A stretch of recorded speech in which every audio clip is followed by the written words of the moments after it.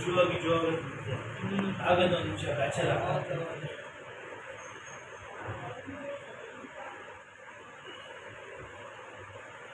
ಮಳೆಗಾಲದಲ್ಲಿ ಕಾಲುಗಳು ಸುಮ್ಮನೆ ಕಾಣಬೇಕು ಸುಟ್ಟು ಜಾಗ ಮಳೆ ಹೆಸರು